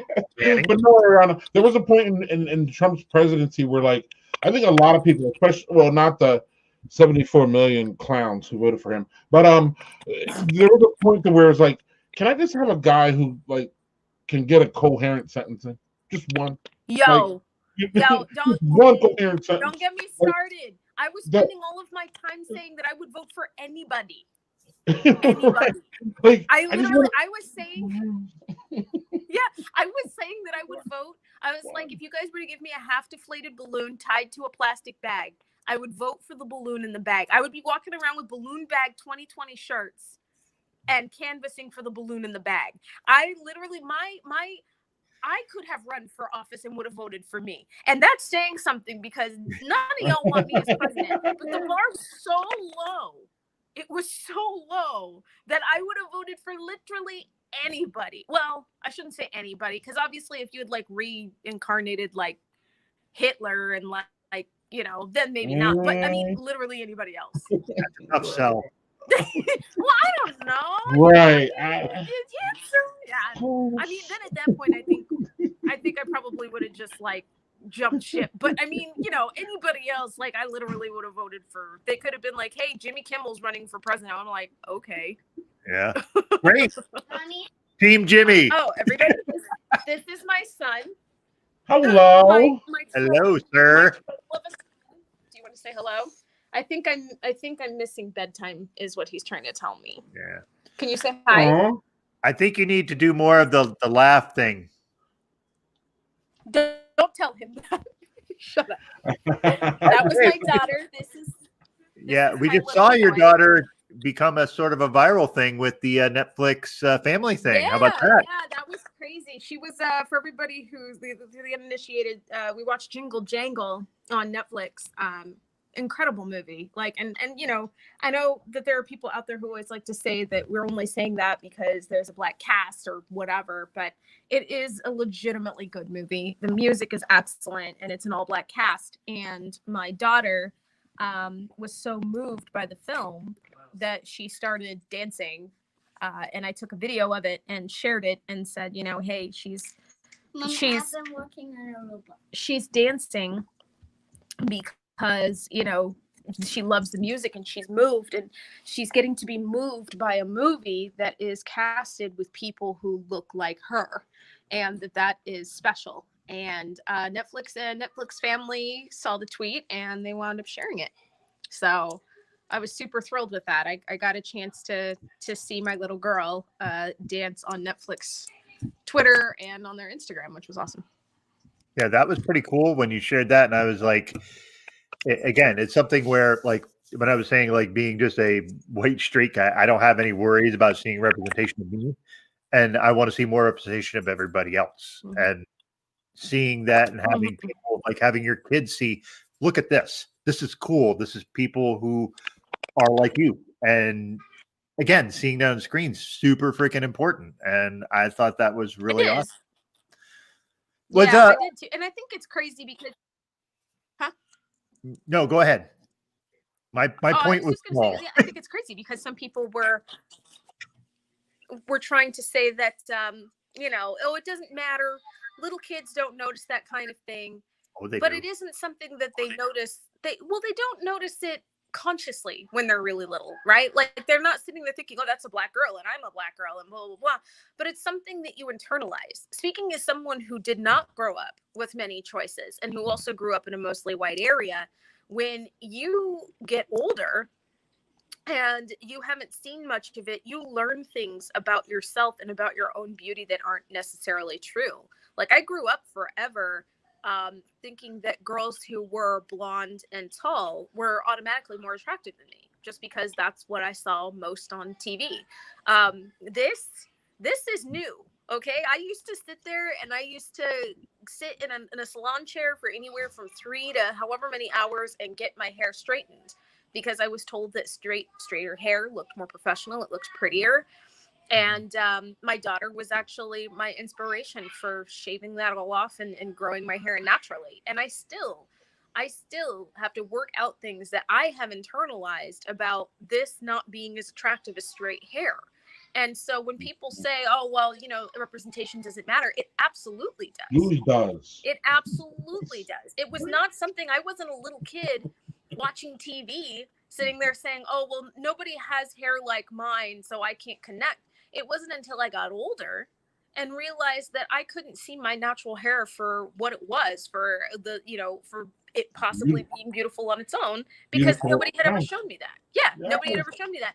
I saw Black Panther, and when I saw Danae Guerrera bald and looking like a freaking warrior princess, I was like, wait, we can be that?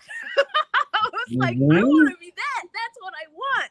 And, that's something that people have to feel. Like, every kid should deserve to feel that. Every human being should deserve to feel that. And it's so weird running into people who want to deny other people that. Like, they say, well, it doesn't matter. Well, if it doesn't matter, then what do you care?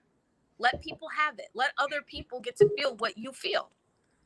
It's those same people that always say that it matters, the same people who start crying the blues when a character in a video game they love is made black. So clearly they do understand. They just don't like that they're having to make room for other people. It's bullshit.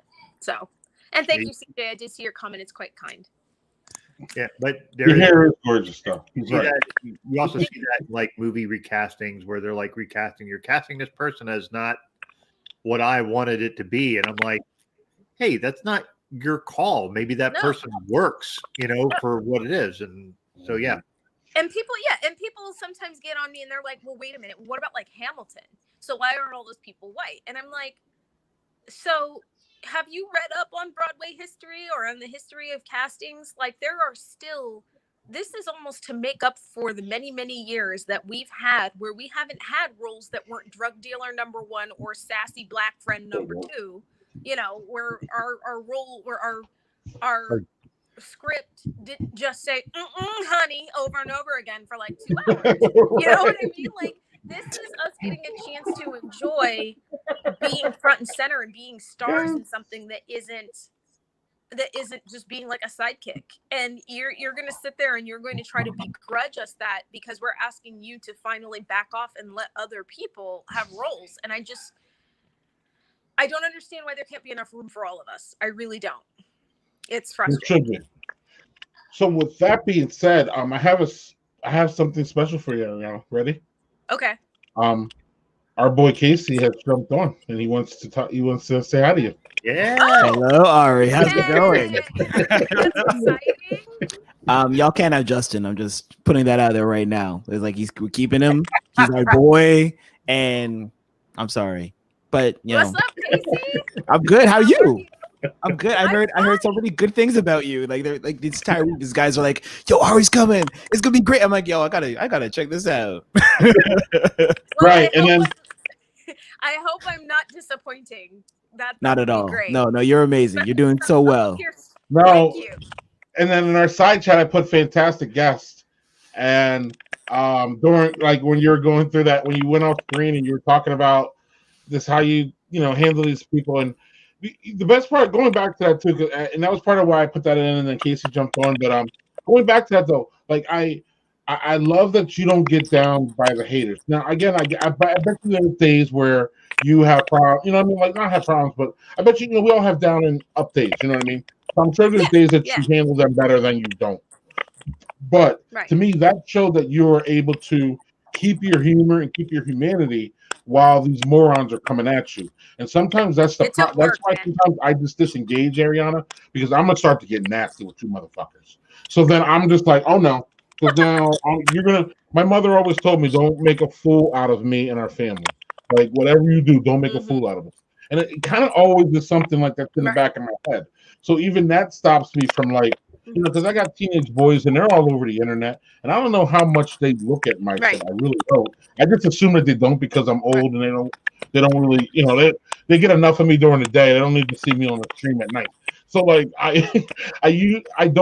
take that as like, they're never there. But at some point, if I keep doing this and they get older, you know what I mean? Like I have to, I should be a little concerned about how I project myself to them because I'm their father, and I don't want to, again, act a fool. Did you see your father on that stream? You see what he said? Like I don't want so like there's that going on. Do you have any of that? Do you feel any of that? Arianna? I mean, I fear it sometimes. I or do. Feel, I meant. Do you feel any of, you know what I mean, where, somebody? Where I'm worried. I feel like all parents do. Yeah. Who is that? Casey, you fucking. Is that me? Could be me. Let me check it. Hold on. Let me. So, yeah, Doug. I feel afraid. Arianna, yeah, I don't know.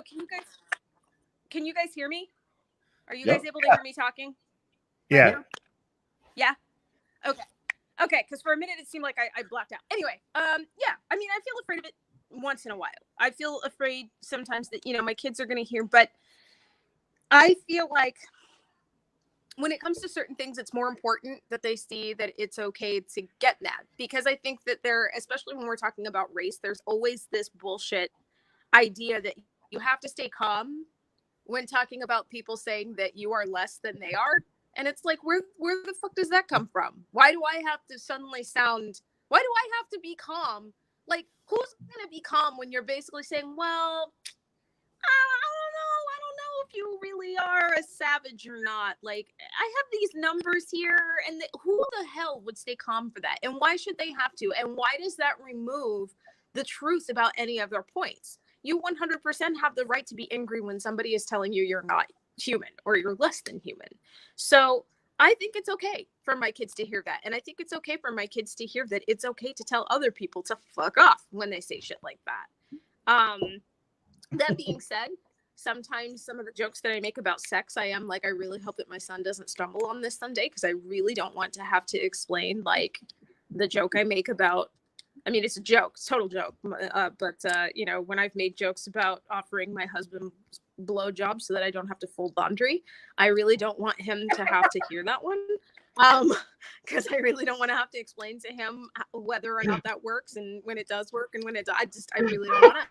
But but for certain things, it's okay for him to know that I say things. Like, I want him to, I want him to know that mommy's human so that he knows he can be human someday. That's important.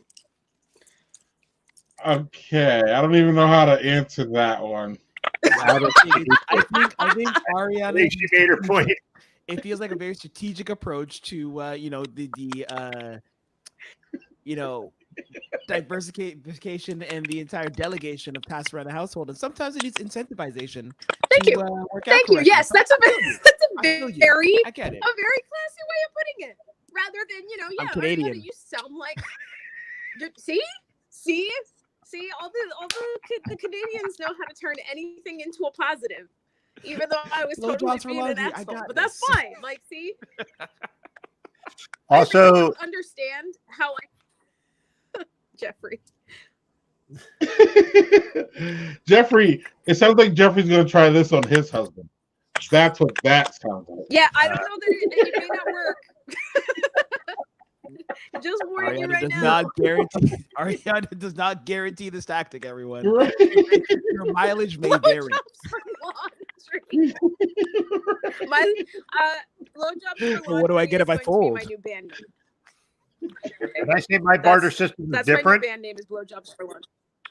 My barter system is different. I do laundry so I don't have to do dishes. Oh. So, all right, I think Arianna's barter system is much better. Right. Arianna, I did a quick Google on you. And I saw the Niam project, and I'm wondering, like, Uh-oh. do you have any Jamaican background whatsoever? Because like Niam for Jamaicans is very like, get that food in me, and I'm just curious. No, I don't. And it's actually horrible because that is not the first time that I have said something that has like had Jamaicans after me. Like that's the first time that it's been more of a positive thing. But at one point I was talking about my son at school. They had a bench for little kids who don't have anyone to play with. And they called it the buddy bench. And so I was talking about it on Twitter, and I brought up that my son, see, Casey knows. And so and Casey, I'll ask you when I finish with this to explain to everyone what buddy means. But I tweeted about my son and how he was nice to kids on the buddy bench. And I had like 4 Jamaican people like laughing at me and being like, what the fuck is this? So I finally broke down and I asked them why they were laughing at me. And Casey, would you mind explaining what that means? Well, a buddy in Jamaican patois is generally slang for someone, a close friend that you could go and have sex with, is basically buddy. It's a booty call. A buddy call would be more specific to Jamaica. Friends with benefits. I feel like a buddy is a little more tangible than that. Because So, when they're like, okay. He's like, I feel I could, but they're like, no. This is a sure thing. So it's hey buddy. Yeah, you don't want to call anybody that, apparently. In Jamaica, Remind me never to go to Jamaica and call someone buddy, because that's right. Well, if you want to. That's fair. Maybe if I wanted to, maybe, but right. Yeah, I know how you had those toys in the 80s and 90s, like My Buddy and Kid Sister. Would not play.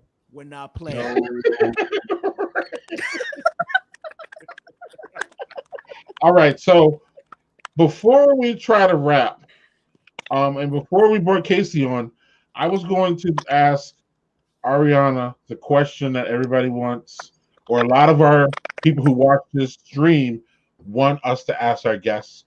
It's the thing that divides Doug and I the most. Doug, you know what I'm about to say. Okay. Arianna, do you sleep with a top sheet? Do I sleep with what? A top sheet. Did you say with hot? A top sheet. With a top sheet? Yeah, so you know, so you have a comforter, and then you have that like sheet that doesn't like. Yeah. You know what I mean? That top sheet. Right. So where you at with the top sheet? Yeah. Yeah. So, do you mean that I have one on my bed, or do I use it? Do you use it? Do you and your husband, when you crawl on the bed tonight? No. With your, well, what do you do? High five. I sleep on. What do you do then? I sleep on top of it. I have a weighted blanket and a heated blanket, so I got all the heat I need. Oh my God! Need it. Wait. So the top sheet's there on top of it? No, it's the weighted blanket and the heated blanket. That is a lot of blanket. Okay, I mean, and I live in Oregon. In Oregon. I need to be warm. Okay. So I put on. I use the other blankets. I don't need the top sheet. What do I need it for?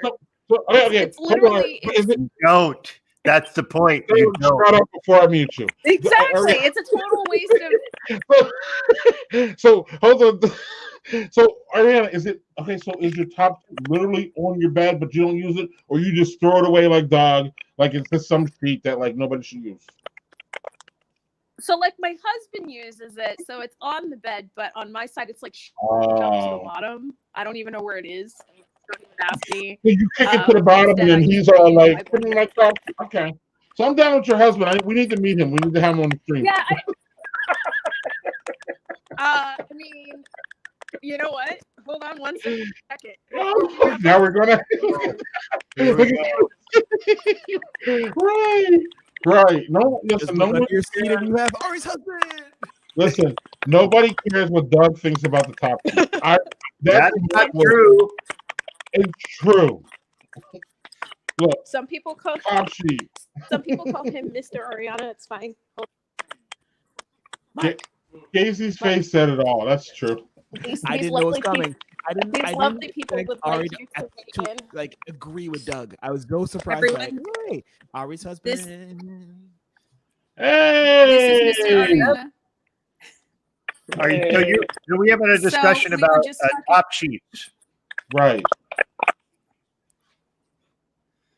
So That's at Arianna. the top sheet. Apparently, the I top said sheet that I is a don't huge use it, but debate. I said that you do.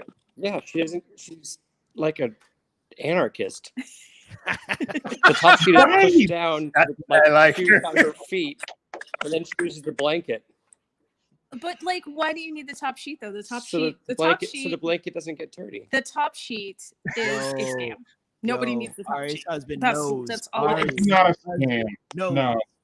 No. He doesn't know. He just follows the rules, y'all. He's a rule follower. Aren't you a rule follower? Oh, Just the rule followers. Just a Love logical it. person. Look, she's like, he's a rule follower. And then she kisses him, right? Like, maybe you should go do some laundry. shut up, Doug.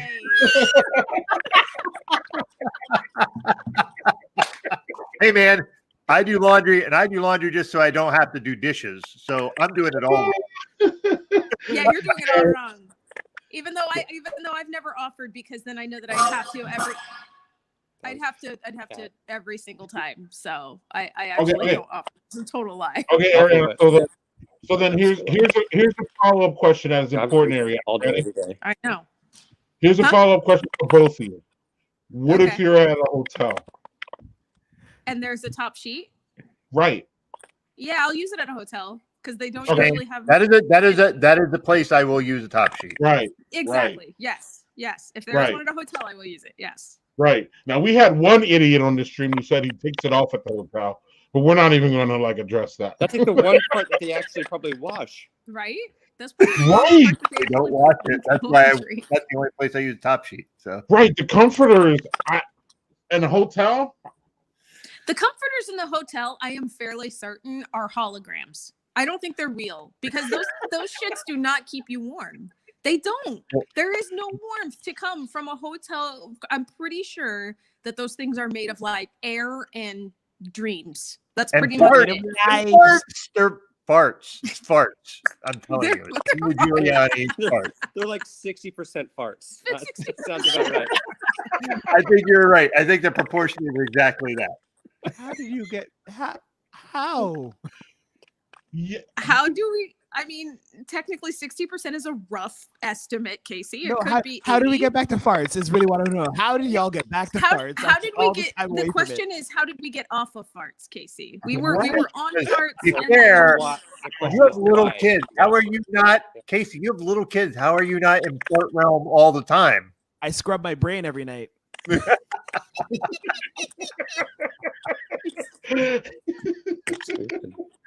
Well, Arianna, thank you for that perspective from the couple perspective. You really went there with. We've been there, Doug. I did not. Doug and Jill don't agree with me, and that's fine. That's the only thing that we disagree. Greg was at our house, and he was wildly disappointed we didn't have a top sheet for him for the bed. So use a blanket. Use a blanket. There was a blanket on there. That was not enough, apparently. So. Okay. Anyway. Right. Anyway. Arianna, it's been. Listen, awesome. We always say if we don't stop soon, we're never going to stop. Yeah, so it's going on an hour and 45 minutes, and it's been great. But this has been beyond fun, guys. I am literally ready. I'm literally ready to book you right now. Like, let's get off the show, and I'll tell you what days we have open. Please, no, I'm not kidding. I'm not kidding. And I'm not kidding either. I'm not kidding either. Top sheet. Okay, I'm gonna go. He's reading about the purpose of the top sheet from Google. Right. I'm leaving. Why are you leaving? I'm leaving. No. She doesn't want misinformation. I don't need it anyway. No, he's speaking it through. Goodbye, Mark. Okay, bye, honey. I was yelling Okay. down the hall. All right, goodbye. I'm closing the door on you. Goodbye. Can't hear you. La la la la la la la. Anyway, Ow! In all honesty, I mean this 100%. If you guys ever want me back, like I will come back in a heartbeat. All you got to do is tell me. It's really at this point. It's about how many times. I'm serious. I'm not even joking. We ain't scared of anything. No, I'm dead. We talk about diversity all the time. We love it. It needs to be pushed. Yeah, more a second. Everybody wants to see you come back. They want to see you probably more than they want to see Casey for sure. So we'll No. They want. I like Casey. Don't be like that. I mean, I do too, but at at some point, priorities, man, we gotta like. But seriously, Arianna, seriously, we're gonna talk soon about having on early 2021. Yes, please hit me with whatever dates you got. You know, I'm moving. At least I know Doug knows I'm moving. I don't know if you. Wait, you're moving on COVID? I'm not happy about it. And guess where I'm moving during COVID? Oh, moving to a hot spot. Florida. Yep, I'm moving to COVID land. So damn, you're moving off. You're moving like 3,000-4,000 miles. Tell me about it. And actually, I can't say too much, but Florida is not my final destination. Florida is just my stop. Stop over because you're moving to Canada. Okay. Oh, well, Casey, don't tease me like that. I wish. Right. Okay. Thank you. Maybe I'll tell you guys on the flip side, like behind the scenes, but I can't tell you publicly yet. But Arianna, yes. once we're about to end the stream, and we usually have cocktails or drinks after on the post production. So once we let you go, please stay here, and we'll can. Yeah, maybe you can give us some. Yes, I love that. Okay. Excellent. Arianna. On that note, Arianna, we're gonna have you back. We can't have it. I mean, again, we can't have you back soon enough. Casey jumped on just because you were on. He wasn't even trying to get on with us. So he wasn't trying to get on tonight. Look at him. It's the truth. And he had to jump on because he saw you. Your comments have been out. I think we have like 300 comments. I didn't even check Twitter. So we need to have you back soon, lady. Yes, please take me back. Yes. Thank you. It was fantastic. And stick around for post production if you can possibly can. And we'll see you soon. We'll see you soon. Yes. Cheers. Amazing guest, Doug. You should do this. God, that was Doug, you should do this guest booking more often. I'm just saying. I pull the ones out of the woodwork that we don't normally do. You get the great fucking beer guests. This is the thing. We work well together for that. So that's the awesome part. Fire, man. And every single guest that you've booked, we need to have on like almost immediately after. It's just crazy. Yeah. What's up, Casey? How you been, man? Let's jump on. Yeah, man. Casey's been a while. Oh my God, December's been the last month has been nuts. I had a lot of work to do. Still a lot more to come. But I finished up my Friday night commitments for a bit, so you guys will be seeing more of me. So be ready. Yeah. Well, let's just talk about this real quick. So the next 3 weeks are next week we have the Pressberries back on from Black Father Foundation. You guys remember that shit was fun as hell. We're gonna have a whole bunch of food shaming, probably some Canada shaming, some US shaming. I mean, we're gonna shame all over. It's gonna be fun.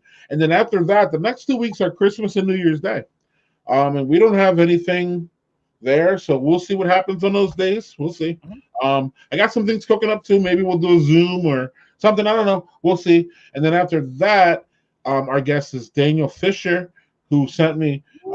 He booked him, and he we booked him, and then we started to. I was like, oh yeah, we should exchange some beers beforehand, and then we can have some beers together. And Doug was. I don't even know if you responded, Doug. And then all of a sudden today, I get this big 12-pack of fucking beers that Daniel Fisher gave me, and sorry, Dan, but I had to drink 4 of them today, and I'm going to drink 4 of them tomorrow. I don't even know if they're going to last. I don't even look at Dan. This is 5 Boroughs double dry hop Oh, all these beers this man sent me today are. Woo, Daniel knows his shit, man. He's great. Right. So yeah, you're right. I got good beer friends. Took me a while to get them though because I can be annoying and I had to pester them a little bit to hang around. But shit happens. Casey, you didn't drink anything tonight before we go, right? You didn't have anything you want to share? Not on stream. I had a lot of wine. So much. Oh, it was a wine night. Okay. Before we go to beers, what wine do you have? Yeah, let's talk about it, Casey. They were all reds in the decanter. Don't ask me questions. I just drank it. Hey, it's in this. I'm going to drink it out of this thing. Awesome. Right. So, Casey, is it when you drink wine? Is it red? Is it white? Or is it just whatever it is there? Or do you care about wine? Where were you at with that? I'm a food pairing type, right? So the food tonight was pizza and oysters. So we were kind of like all over the map trying to figure out what to pair with it, but we just went with reds because it was just the easiest to go with. But I usually put oysters with the white. So yeah. So you can eat oysters in Canada in December. Hell yes. Sure. You realize Canada has they're right on most of Canada has a lot of access to water, so they have and I got you, dog. And a lot of America has access to oysters, and they tell you not to fucking eat them. So there's a different, am I right? But Toronto's a different beast. Big cities, all big cities have good seafood, in my opinion. All big cities have good seafood. We have a lot of good seafood importers here, so you can get pretty fresh food from both coasts within a day. So if you need lobster from East or West Coast, you just order it on a specific day, plane flies it in, and you just pick it up and you eat it that day. So yeah, oysters. We did it up. So, I ate 25. It was a lot of oysters. Excellent. Well, I'm gonna quickly go here. Fuck it, they were all fantastic. I don't know which one was which. The sports beer was fucking amazing. It was great. This double dry hop. You said it wasn't as much as a classic Schwartz beer, though. No, but it was. I almost said your Schwartz is almost as big as mine. Sorry, it's Spaceballs reference. Well, no. But if we ever measured them, I forget. We might have, but who knows? We've had a lot of drunken nights together, Doug, so you never know. But I don't remember that measuring competition that we had. But Ghost, this Kentucky Common was so good. Oh my God, Daniel Fisher! All these beers you sent me were great. They were fantastic. Doug, I can't rate them. They were all good, and I'm gonna drink. I don't know. I drank them all. This one I'm gonna finish. I'm slurring like the woman in the Rudy Giuliani.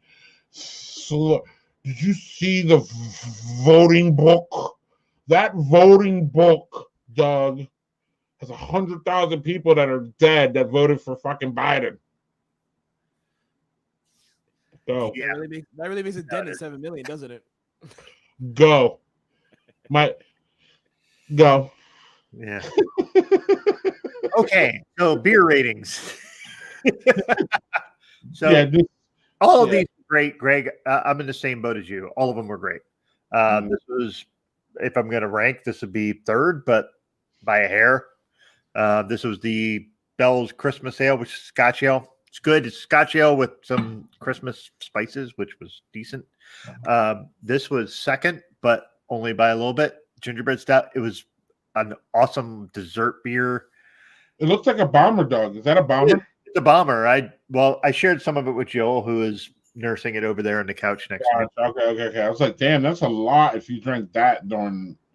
Yeah. And I will say this was my favorite of the three.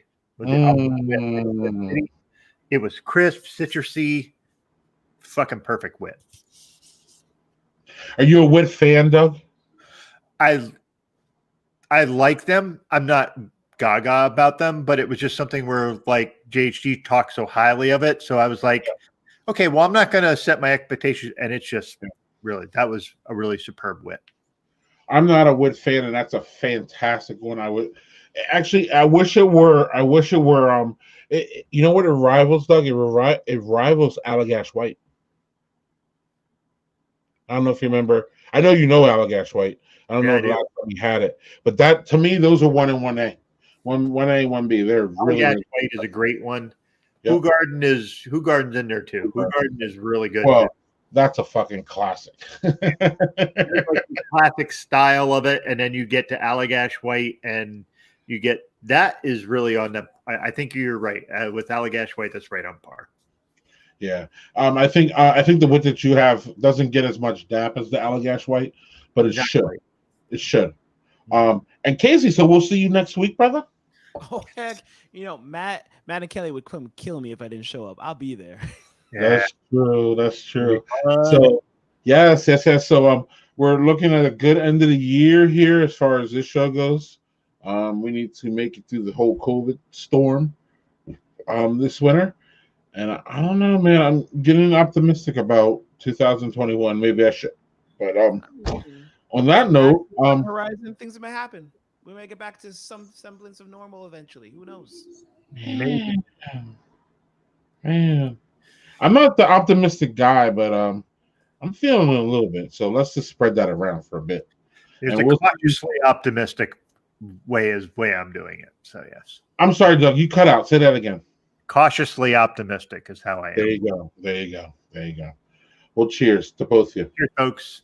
We'll see you next week with the Pressberries. Should be a good time.